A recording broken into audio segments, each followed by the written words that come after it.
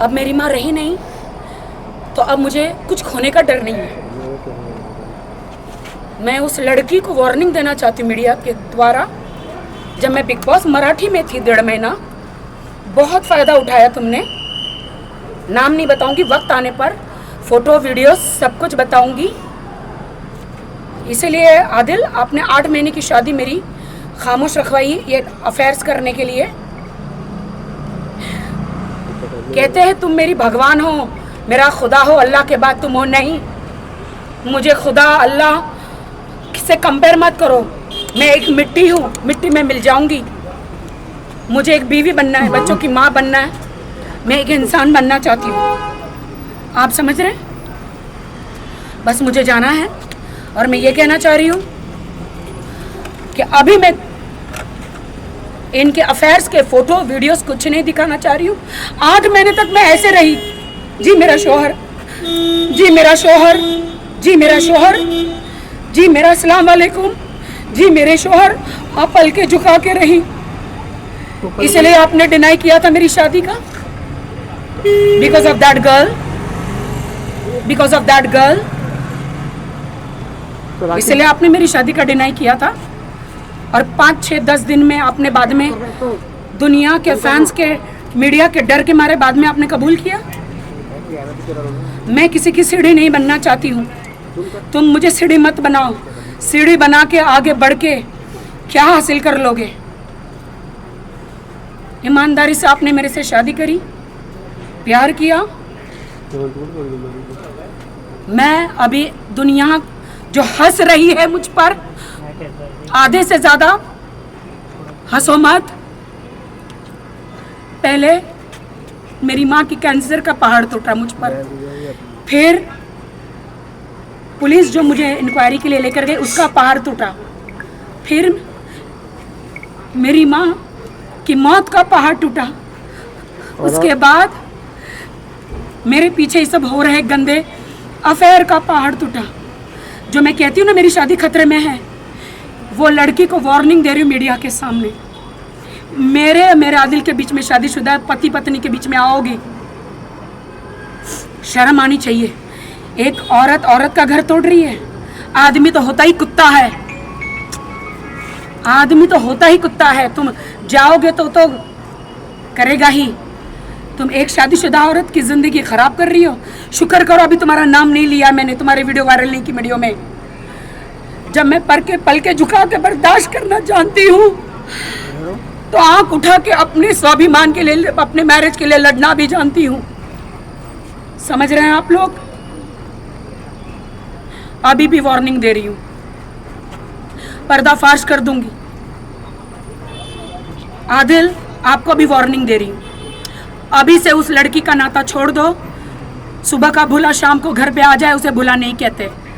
आदिल, तुम ये सोचोगे कि दूसरी औरतों की तरह मैं खामोश बैठ जाऊंगी, 2-4 शादियां की धमकी आप मेरे को दोगे, मैं बर्दाश्त नहीं करूंगी। क्या तोहफा दिया है आपने मुझे रमज़ान का। अभी अभी मेरी माँ इंतकाल हो गया। अभी अभी मैंने डिसाइड किया था कि मैं 30 रोज़े करूंगी, उम्रा जाऊंगी, एक अच्छी शादीशुदा जिंदगी निभाऊंगी। जुल्म बंद करो मुझ पर, उससे डरो, उससे डरो। मानती हूँ आदमी से गलती होती है, मैं गलती माफ कर दूंगी। आदिल, लौट कर मेरे घर वापस आ जाओ। तुम घर में ही हो, मैं आपकी बीवी हूँ, आप घर में ही, हम साथ में ही हैं। लेकिन तुम्हारा दिल दिमाग कहीं और है, सिर्फ शरीर घर में लेकर नहीं। आप सोच रहे हो कि मीडिया में क्यों बोल रही हूँ? आपने मुझे कहा था कि हमारे इस्लाम में ऐसा है कि बंद कमरे में बातें होनी चाहिए। बंद कमरे में मैं जब से बिग बॉस से आई हूँ जुलझ रही हूँ, बंद कमरे में बात कर रही हूँ, लेकिन तुम्हें अक्ल नहीं आ रही, समझ नहीं रहे हो। तुम्हारी लड़की मुझे फ़ोन करके धमकियाँ दे रही, मेरे पास रिकॉर्ड है, मुझे धमकी दे रही है तुम्हारी लड़की। नाम नहीं बताऊंगी। अभी वो सुधर जाए, मेरे पति की ज़िंदगी से निकल जाए, बेहतर है। मैं वार्निंग दे रही हूँ, मेरी शादीशुदा ज़िंदगी है। ये एक एक आंसुओं का मेरा बदला मेरा अल्लाह खुदा परमेश्वर लेगा।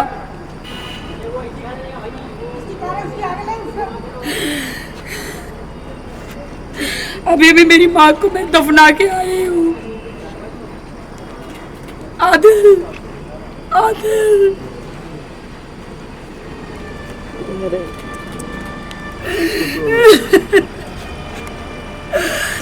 आदिल सुधर जाओ। उस लड़की को कहना चाहती जो बीवी का नहीं लॉयल, वो किसी का नहीं। कहते हो ना कि मीडिया में आती क्यों बात घर में रखो। घर में रहकर ना मुझे भी फ्रिज में नहीं जाना है। अपने शादीशुदा हक के लिए मुझे लड़ना है और मैं लड़ूंगी।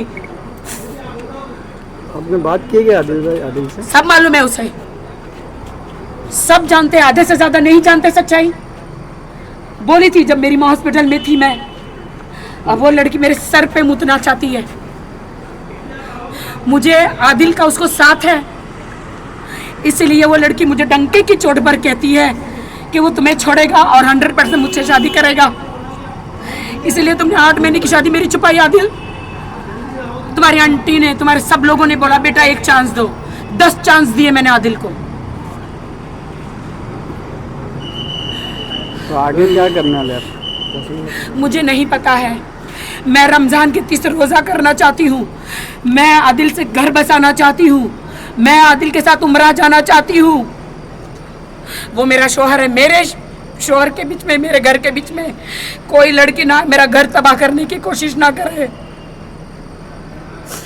तुम आदिल मुझे छोड़ के जाओगे तो जाओगे, तुम्हारा भी घर कभी बस नहीं पाएगा, याद रखना। आदिल मेरा लॉयल नहीं, मेरे साथ तो किसी के साथ नहीं रहेगा। हाँ, मैं मीडिया के सामने कह रही हूँ क्योंकि यही लोग मुझे न्याय दिलाएंगे, यही मेरी अवाम, मेरे फैंस मेरा घर बसाएंगे। आज मुझे रास्ते पे उतरना पड़ रहा। कहता है आदिल तुम मेरी भगवान हो, मेरी खुदा के बाद। मैं नहीं हूं, मैं मिट्टी हूं। तुम कोहिनूर हीरा छोड़ के कचरे के पास गए हो। क्या कमी की तुमको मैंने पूरे देश में फेमस कर दिया। सलमान भाई, शाहरुख भाई, सारे सेलिब्रिटी, रणवीर से मिला दिया। क्या कमी की आदिल मैंने तुम्हें? तुमने मुझे क्या दिया इस आंसुओं के अलावा? क्या दिया आदिल? बस सॉरी, मैं बोल चुकी हूँ। मैं एक इंटरव्यू करना जी बोलिए। आज मुझे आइए बहन, आइए इधर आइए। ये ऊपर को बुला रहे हैं। मैं शादीशुदा हूँ, मैंने इस्लाम कबूल किया है, मैं शादी हूँ, शादी की मैंने। ये रुक जा। क्या गुनाह किया है मैंने, बोलो।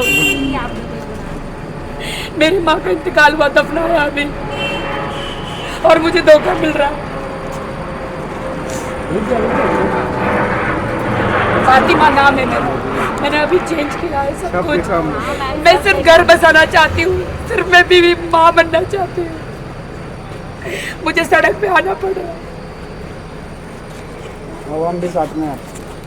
मुझे मेरे जो फैंस उसके वहाँ पे जो कहते हैं ना उसे कि राखी के नाटक है, नाटक नहीं, दर्द है। मेरा दर्द लेके एक बार राखी सावंत की जिंदगी जी के देखो, एक बार राखी सावंत की जिंदगी जी के देखो। जिस दिन माँ को दफना रही हूँ उस दिन, छोड़िए, एक मिनट नहीं मेरा हो गया। राखी कुछ क्वेश्चंस हैं मेरे। मैं आप लोगों के लिए जिम चेंज कर रही हूँ। मैं नहीं चाहती हूँ अब आदिल किसी मीडिया में आए। बस हो गया, अभी उसे कोई पब्लिसिटी मुझे नहीं देनी है। उसने बहुत मेरा एकदम सीढ़ी की तरह मेरा इस्तेमाल किया, बस अब नहीं। मैं उसकी बीवी बनना चाहती हूँ, सीढ़ी नहीं बनना चाहती हूँ कि कोई मेरा इस्तेमाल करके आगे बढ़ जाए।